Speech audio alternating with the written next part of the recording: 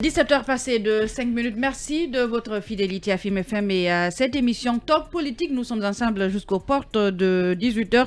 Et avant de passer au second sujet, on va prendre quelques-uns des messages de vos messages, vous auditeurs.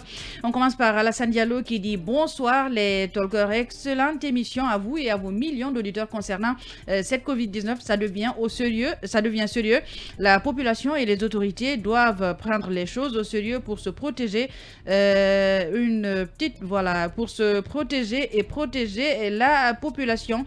Merci en tout cas de votre fidélité. Alpha Amadou Diallo qui dit il y a beaucoup de morts actuellement en Europe à cause de cette pandémie. La maladie est réelle. Merci, et la pandémie du Covid-19 n'est toujours pas terminée. Il faut donc continuer à sensibiliser la population concernant les gestes barrières. C'est un message de Alpha Amadou Diallo. Merci à vous. Et Bolokada Tourama, un fidèle auditeur de Film FM et de cette émission, qui nous dit bonsoir mes chers talkers et mes chers frères et sœurs talkers politiques. Il faut continuer à sensibiliser la population pour se protéger contre cette maladie, mais par des mesures de populisme. Le colonel a levé cette mesure barrière sanitaire et voilà maintenant là où nous sommes. On ne gère pas un pays avec l'émotion. Il faut être prudent et surtout, il faut prévenir les dangers perpétuels. C'est Bolokada Tourama, l'enfant chéri de Dingirai, communicant du RPG Arc-en-Ciel. Volcom, merci à vous, Bolokada Tourama. On va prendre un message, certainement le dernier. Il s'agit de Ataoulaye Mobantingel qui nous dit bonsoir Yadia Djamila et à toute l'équipe de Talker. Nous avons suivi avec intérêt la transmission de la feuille de route de la transition du président, colonel Mamadi Doumbouya par son PM. C'est beau à voir, le Premier ministre n'a fait que détailler et expliquer le discours qu'avait tenu le président de la transition. Nous avons hâte de voir la mise en place du CNT et surtout le vœu et le choix du peuple de Guinée pour la présidence de l'organe transitoire est le modèle de l'engagement citoyen Fonike Mengue, vu son patriotisme inégalable.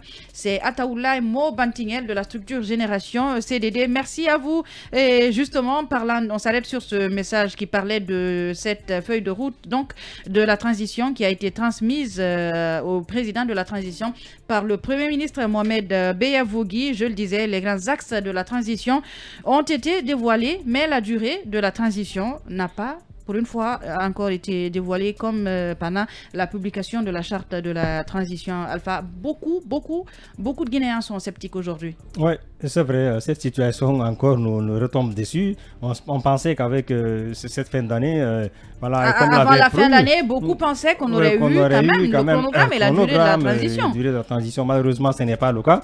Je me demande bien pourquoi la junte, le CNRD est en train d'opter pour une telle stratégie. Et j'avoue que on ne comprend pas. Beaucoup de Guinéens s'interrogent sur cette situation. Et là, ça laisse tout le monde perplexe et ça donne droit à toutes sortes de supputation. En tout cas, ça ne rassure pas. Justement, ça ne rassure pas. Il y a des politiciens carrément qui ont parlé de la continuation du mandat d'Alpha Condé, qu'on s'achemine vers 3, 4, 5 ans de transition, ce qui naturellement ne serait pas une très bonne chose. Il est vrai qu'on n'a pas voulu, les gens ne veulent pas trop presser sur le CNRD, on ne peut pas lui trop pomper l'air sur le CNRD, mais là, les politiciens déjà ont commencé à faire des rencontres, on en parlera tout à l'heure. Donc, cette rencontre qu'il y a eu aujourd'hui, elle serait sans doute liée à la publication de ce qui est prévu, qui doit être réalisé, mais dont on n'a vraiment pas un chronogramme. Donc, je pense que c'est un peu maladroit. Je dirais c'est un peu maladroit. Et que le CNRD, que le gouvernement, qu'on nous sorte maintenant un chronogramme. On regarde tout ce qui a été programmé, on regarde tout ce qui est dit là, ce qui doit être fait, comment on appelle, une constitution qui doit être rédigée, référendum constitutionnel, toutes ces élections qu'il va y avoir, le fichier électoral, il ne faut pas l'oublier. Voilà, c'est tout ce package-là. Il y a énormément de choses à faire. Et par voie de conséquence, je pense qu'il faut vraiment être réaliste. Dire ce qui doit être fait pour éviter de tomber dans des pièges. Est-ce qu'en même temps, c'est pas parce que le CNRD craint de donner une date et qu'ils ne puissent pas la respecter. Par exemple, dire qu'ils seront là pour 2 ans ou 3 ans et organiser des élections et après s'en aller, et qu'après ils ne puissent pas respecter, ils passeraient pour des gens qui ne respectent pas leurs paroles, sachant que c'est une des choses qui avait été reprochée à l'ancien président Alpha Condé. Oui, peut-être. Moi, je pense que 3 ans même, c'est trop. Il appartient au CNRD de définir clairement ce qui doit être fait et justement de s'inscrire dans cette logique-là, de rassurer les gens, parce que souvenez-vous que la CEDEAO encore nous tient à l'œil. La CEDEAO encore avait parlé de 6 mois, même si on sait que c'est intenable. C'est intenable, 6 mois. Voilà, mais au moins 3 ans de transition, moi, je ne serais pas d'accord. À la rigueur, qu'on passe à 2 mois de transition et 2 ans, je veux dire, à 2 ans de transition. Tu n'es pas d'accord avec 3 ans de transition? Non, pas du tout. Vraiment, ce serait trop. Il ne faut pas que les gens s'accrochent là, qu'ils s'habituent, et c'est peut-être compliqué de faire quitter les gens. Voilà pourquoi je pense qu'il faut faire un chronogramme, et si on est réaliste, si on est volontariste, et si on fait preuve de volontarisme, moi je pense qu'on peut tracer un chronogramme et qu'on peut s'efforcer de respecter. C'est une question de détermination, moi je pense. Et Alpha, on va continuer sur cette feuille de route. Le Premier ministre qui dit dans sa feuille de route, l'objectif est de bâtir des institutions démocratiques solides, légitimes et crédibles qui résisteront au temps et à la tentation des hommes, dont la finalité est de garantir l'exercice et le respect des libertés fondamentales ainsi que les règles de gouvernance indispensables au développement de la Guinée. Est-ce que le CNRD a la capacité de faire tout cela? Je ne le pense pas. C'est un vœu pieux. Parce que ceci, c'est un vœu pieux, et donc il faut aller à l'essentiel. Parce qu'on nous a donné beaucoup de choses, mais on n'est pas encore allé à l'essentiel. L'essentiel, c'est quoi? C'est ce chronogramme-là. Il faut agir vite. Malheureusement, jusqu'à maintenant, on n'a pas un CNT encore. On n'a pas un CNT, et j'avoue que les gens sont perdus. Les gens sont perdus, et il appartient au CNRD de se ressaisir, de ressaisir la chose pour qu'on puisse sortir un peu de cette situation. Lincoln, sur cette feuille de route du Premier ministre. Ce que je voudrais juste mentionner, il n'est pas interdit de rêver. Rêver? Oui. Qui rêve là? Oui, non, il faut rêver, c'est très important de rêver. Et il faut aussi rêver grand parfois. Je sais une chose, l'administration, c'est la continuité. Je vois le CNRD, le gouvernement de Mohamed Beavogui, dans une projection. Pas parce que tout ce qu'ils vont mettre sur papier, c'est son gouvernement qui va terminer ça, mais c'est une projection. Oui. Imaginez le barrage Kaleta, mais ça ne date pas du temps Alpha Condé. Et Garafili, ça ne date pas du Lansana Conté, c'est des projections aujourd'hui qu'on est en train de réaliser. Et ce que je vois à travers cette feuille de route, moi je l'ai dit ce matin, je n'ai pas vu de nouveau. Pas du tout.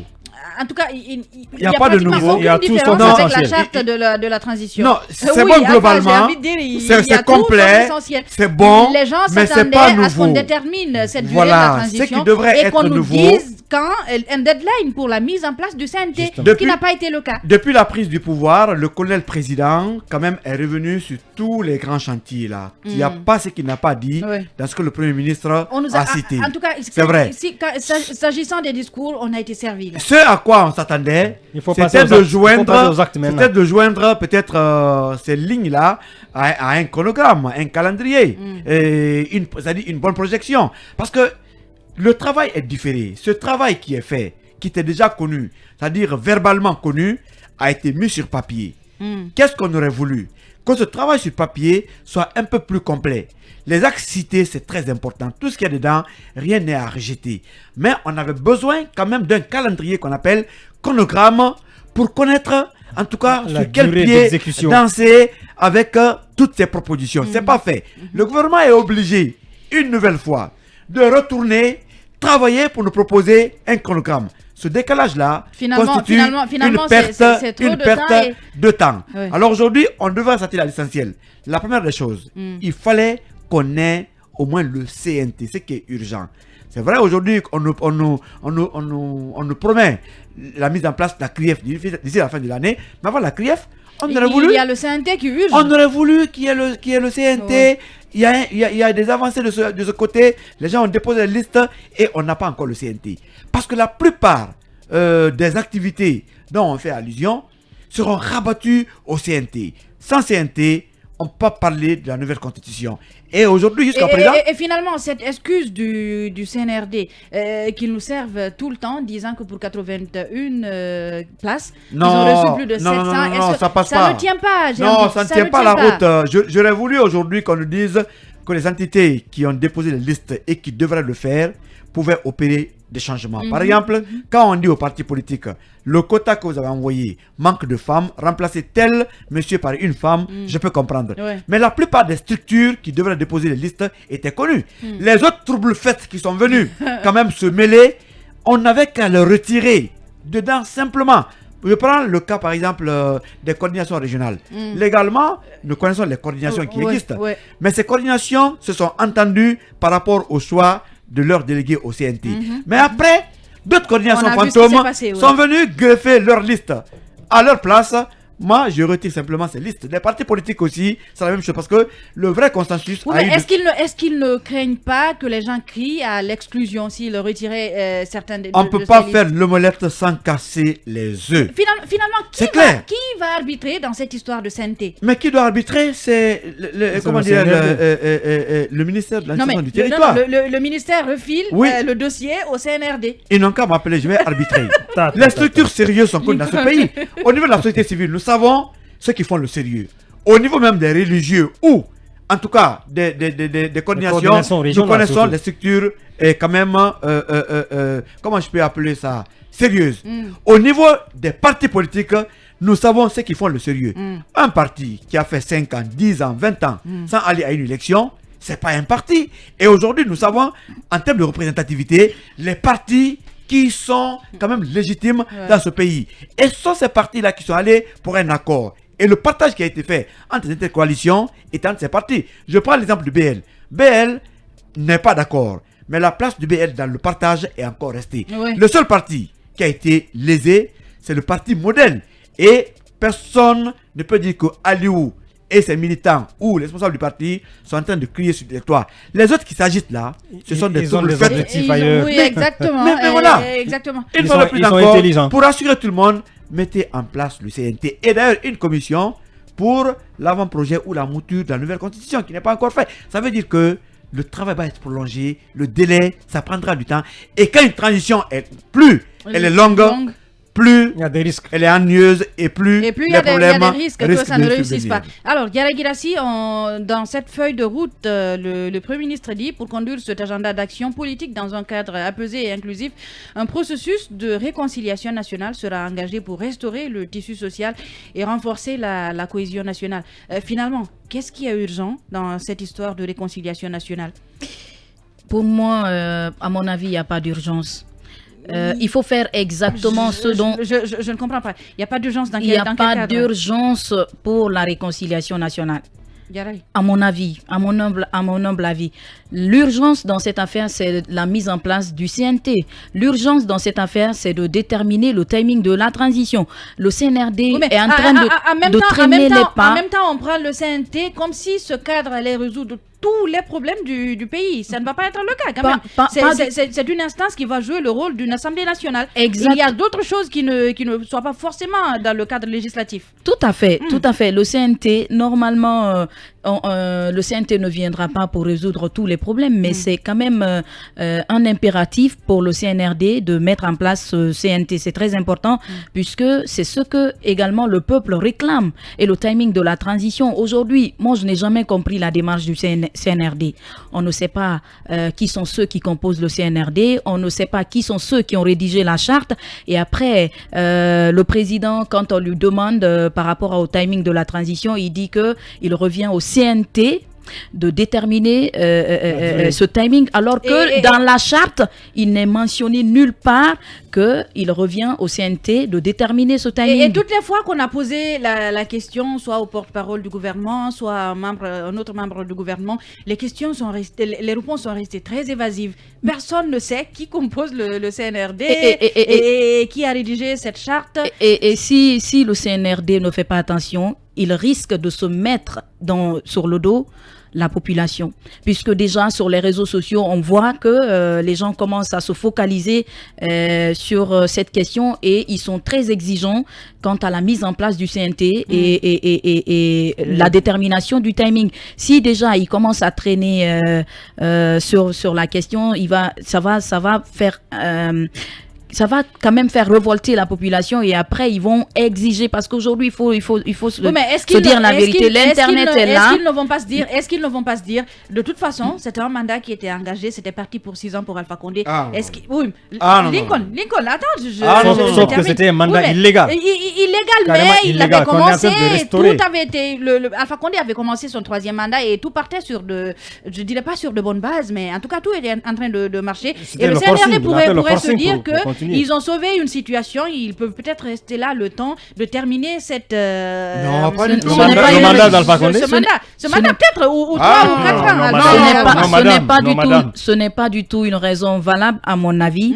S'ils ont quand même sauvé une situation, à mon avis, ils doivent être dans cet esprit-là. Dire qu'ils ont pris le pouvoir parce qu'il y avait des signes prémices comme bascule peut-être dans la guerre civile. Il y en a qui estiment même qu'ils n'ont pas sauvé une situation, mais qu'ils se sont sauvés. Doumbouya s'est sauvé, c'était soit lui, soit Alpha. Mais écoutez, on sait quand même que quand on arrache le pouvoir, c'est vrai que ce qu'on dit publiquement aux gens, nous sommes venus pour redresser la situation, pour sauver le pays, c'est ce qu'on dit officiellement, mais il y a quand même, il y a forcément des dessous de table qu'on ne nous dit pas. Ceux qui prennent le pouvoir, qu'on le veuille, qu'on le dise ou pas, ce sont des gens qui ont aussi leur intérêt à défendre.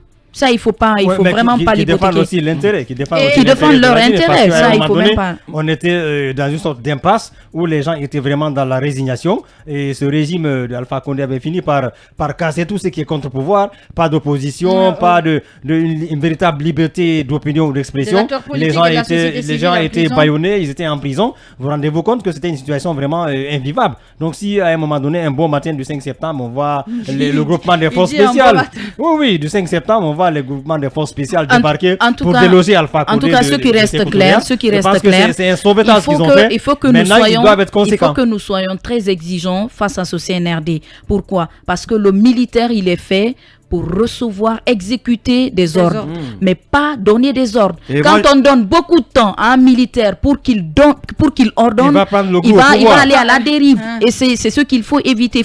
Il n'en est pas. C'est ce qui s'est passé avec Dadis. Dadis est arrivé, tout le monde l'a acclamé, et après, à un moment donné, il a commencé à changer de langage parce qu'il a vu que le peuple était là en train de l'acclamer. Tout ce qu'il faisait, c'était normal. On ne va pas quand même faire la même chose avec le CNRD. On ne va pas laisser le CNRD faire les choses comme il l'entend le faire, comme bon lui semble.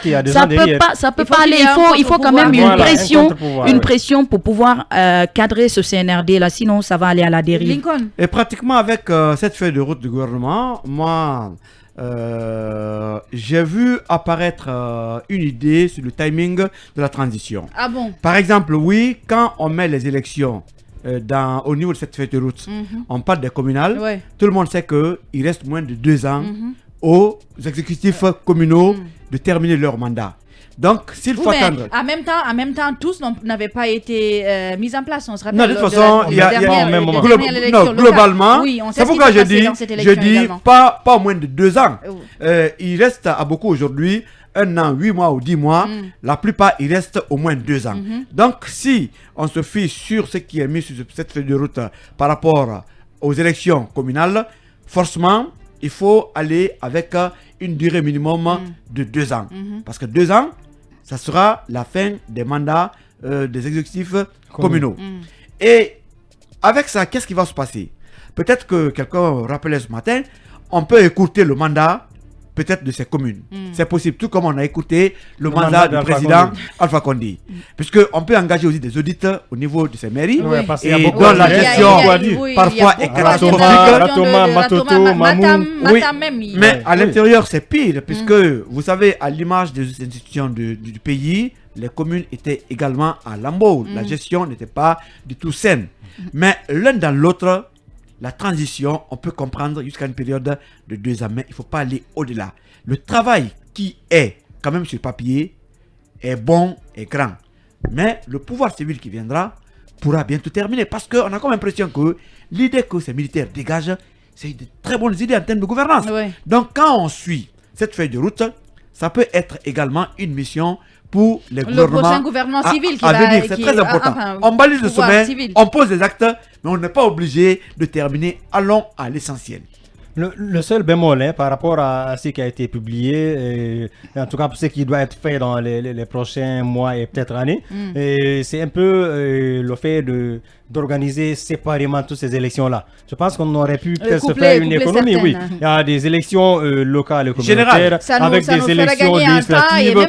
Oui, et même le référendum, parce qu'il faut un référendum pour valider la Constitution. Moi, je pense qu'on peut organiser des élections générales. On a vu dans certains pays, en Sierra Leone, des pays voisins au Cap-Vert, qui vraiment ont véritablement évolué sur le plan technologique. On peut organiser toutes des élections générales en un seul jour. Les résultats sont disponibles et puis des élections transparentes qui sont propres. Moi, je pense qu'en faisant ceci, non seulement on économise de l'argent, mais aussi on économise en temps. Donc ça nous permet de gagner en temps. Donc je pense que là, il y a un petit souci. Mais les concepteurs à eux d'assumer. Mais justement, il y a une manœuvre politicienne pour ne pas aller très vite avec cette transition. Et qui l'entretient cette manœuvre? Mais bien sûr, le CNRD. Le CNRD, c'est pas du tout caché. Comment est-ce que pour la formation d'un gouvernement, le CNRD peut prendre presque un mois? Ça traîne. Et après, pour la mise en place du CNT, et quand la CEDEAO a demandé à ce que ce CNT soit mis en place avant la fin de l'année, et après, c'est le CNRD qui revient encore pour dire que les dispositions de la charte ont été violées et qu'eux, ils ont demandé 81 places, ils ont reçu plus de 700 et quelques candidatures. Alors que le CNRD pouvait être clair.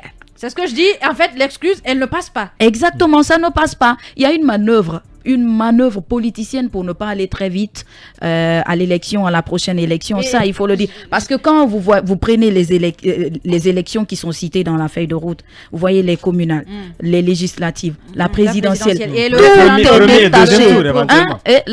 tout est détaché, la mise en place d'un organe pour l'organisation, alors qu'on peut quand même responsabiliser le ministère de l'administration du territoire et de un ministère qui est incapable de mettre en place un CNT, vous le voyez organiser des élections? C'est possible avec la volonté, c'est possible. C'est possible avec la volonté, parce que quand vous prenez le Sénégal, vous voyez quand même que ce ministère joue un grand rôle dans l'organisation des élections. Oui, sauf qu'il y a le déficit de confiance entre les acteurs, c'est ça surtout le problème. Alpha, j'ai envie de dire, pour un ministère qui a été incapable de mettre en place un CNT de 81 places, vous le voyez gérer 3 à 4 élections. Voilà pourquoi il nous faut une CENI. Ça va être très compliqué. Et j'ai envie de vous demander, avant de terminer, un profil pour le futur président du CNT ou présidente, je ne sais pas. Très important. Moi, en tout cas, je vois des rumeurs qui circulent autour d'une personne, mais je pense que s'il arrivait... C'est qui? Docteur Dansa Kourouma. Allez droit au but. Moi, je pense que s'il arrivait là-bas, ça va quand même faire des couacs. Parce qu'on a vu... Il y en a qui prédisent carrément le scénario Eugène avec Conté en 2007. Mais écoutez, dans ça, on connaît quand même qui est qui dans ce pays. Si Dansa arrivait à la tête du CNT, on sait ce que ça va faire. Déjà, on nous apprend qu'il y a quand même des sous-groupes qui se sont formés autour de Dansa Kourouma pour pouvoir recevoir d'autres dossiers. On vous revient tout de suite et on revient à Alpha et Lincoln pour qu'ils nous donnent le profil du président ou de la présidente du CNT. Restez avec nous tout de suite, les infos, on se retrouve. Merci de votre fidélité à FIM FM et à cette émission. Restez avec nous, vous êtes dans Talk Politique et nous sommes ensemble encore pour une demi-heure. Avant de rendre l'antenne, on va prendre vos messages avant de continuer le cours normal de cette émission. Et on commence par Alpha Oumarba qui dit « Bonsoir Djamila, la tournure que prend l'évolution de la transition n'inspire plus confiance. Près de 4 mois après, rien de sérieux encore. Donc je vois une crise énorme arriver à laquelle Doumbouya ne pourra pas faire face. Donc Doumbouya a intérêt à mettre en place le CNT le plus vite que possible. » C'était Alpha Oumarba et Mimi Demongro qui dit le CNRD veut nous essayer, il va falloir les recadrer. 3 mois, jusque-là, aucune idée sur la durée de la transition. C'est juste dommage. Merci à vous, Mimi Demongo, une fidèle auditrice de FIM FM. Et de cette émission, on prend le message de Abdoulaye Djoumabari qui dit « Bonsoir Djamila et à tous les talkers. Je pense qu'une feuille de route d'un gouvernement de transition sans un chronogramme détaillé des élections ne rassure pas, car la mission principale d'un gouvernement de transition reste et demeure demeure le retour à l'ordre constitutionnel. Je rappelle que le Premier ministre a déjà dévoilé la charte de la transition en son article 52 qui disait que le gouvernement, après sa mise en place, ne dispose que de 30 jours pour déposer sa feuille de route au président de la transition. Et pourtant, on est allé au-delà. Allons à l'essentiel. Bon lundi à vous. Merci. Un autre message de Eladj Ibrahim Asso qui dit bonsoir Diami Tiangelba, bonsoir à tous. Concernant cette feuille de route établie par le gouvernement Beyavougui, la feuille de route manque donc de clarté, d'autant plus que la durée de la transition n'est pas mentionnée alors que tout tourne autour de la durée. Par ailleurs, le peuple demande humblement de revoir leur copie. Merci à vous Eladj Ibrahim Asso. Un autre message de Diallo Abdelhamid Diallo, bonsoir les talkers singulièrement, Ibrahim Asso Ilen Kolsouma dit au ministère de la Santé de prévenir contre le nouveau variant du Covid-19 Omicron. Quant à la population, je leur demande fortement de continuer à appliquer les gestes barrières, même si on est vaccinés ensemble. Nous pouvons venir à bout de cette pandémie. Un autre message de Tierno Ba Monenemou, l'avant-dernier certainement. Il dit bonsoir Diami et à toute l'équipe des talkers. Félicitations à mon ami Alpha Mamadou Diallo. Le PM Beya ne pouvait pas donner la durée de la transition car c'est un CNT de le faire, mais il vient de faciliter énormément le travail des politiques et autres acteurs. En donnant les 9 points clés de la transition, il dit au CNT ce qu'il doit faire. Tout le monde peut facilement évaluer le temps nécessaire. Pour moi, Beya a bien joué sur ce coup-ci. Merci à vous Tiernoba. Le dernier message, il s'agit de celui de Mohamed Esba qui dit bonsoir les talkers et à toute l'équipe du jour. Pour la réussite donc de cette transition, le CNRD ne doit pas oublier son principal objectif qui est celui de retour à l'ordre constitutionnel. Il est impératif d'avoir un chronogramme de la transition et un CNT représentatif. Mohamed Ba depuis Sanoya, l'enfant de Télémélé, Broual Sunki de la structure Génération CDD. Merci à vous. Merci à tous de nous avoir fait part de vos opinions dans cette émission. Et on revient vers vous, Alpha Ilenkon, profil du président ou de la présidente du CNT. Voilà, et pour revenir un peu à ce que disait Yara Girassi, il y a des personnalités clivantes dont on est en train de citer les noms. Et donc, je crois que le CNRD doit faire beaucoup attention pour ne pas un peu tomber vers les travées. C'est ce qu'il faut dire. Et moi, je pense que pour ce CNT, on a besoin d'une personne d'abord qui peut faire l'unanimité. Ça peut être une femme, ça peut être un homme, mais qui peut faire l'unanimité, qui est d'une intégrité irréprochable. Voilà pourquoi moi j'ai pensé souvent à l'ancien archevêque de Conakry, Monseigneur Robert Sarah. Là, c'est une personne pour qui j'ai énormément de confiance et qui pourrait, à mon humble avis, si son employeur le permet, franchement, de s'occuper d'être à la tête de ce CNT et à défaut d'avoir une femme. Mais en tout cas, lui, personnellement, moi particulièrement, est-ce que Robert Sarah va risquer sa réputation? Ce n'est pas un risque, bien au contraire. Souvenez-vous du discours qu'il avait tenu du temps de Lansana Conté ici à un moment.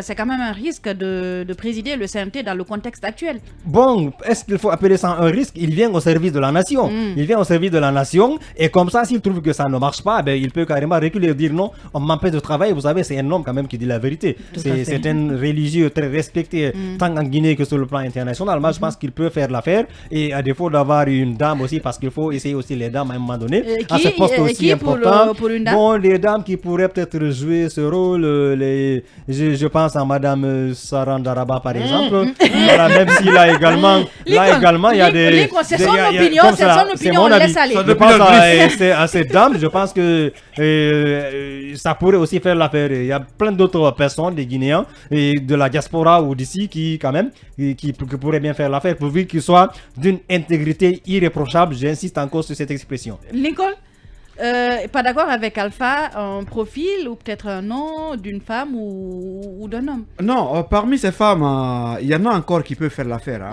Qui, par exemple? Vous savez, Fatou Baldé, Fatou Baldé, elle est déjà chef de cabinet. Oui, mais... Est-ce qu'elle peut quitter son poste de chef de cabinet pour être présidente du CNT? Elle-même, est-ce qu'elle fait l'unanimité? Elle est la femme de Kalemou Douyansané, de l'IFDG, attention. Non, c'est pas l'affaire. Elle ne peut pas faire l'unanimité. Ben si. Il y a aujourd'hui des gens politiques qui, quand même, ont des probités irréprochables, même s'ils sont des politiciens. Ça, on le sait très bien. Bien sûr. Fatou Baldé, c'est une combattante et s'est toujours battue pour l'égalité contre l'injustice. Elle mérite. Makale Traoré, parmi les femmes, moi je peux dire, elle fait l'affaire. Même l'actuelle ministre, l'actuelle présidente du CONOR, Madame Si, c'est une dame qui aussi peut faire l'unanimité. Merci. Lincoln, je vois Diarra qui n'est pas d'accord, mais malheureusement, on ne peut pas continuer. On me dit qu'on a en ligne Dr Ousmane Doré, c'est donc parti pour un bâton rompu.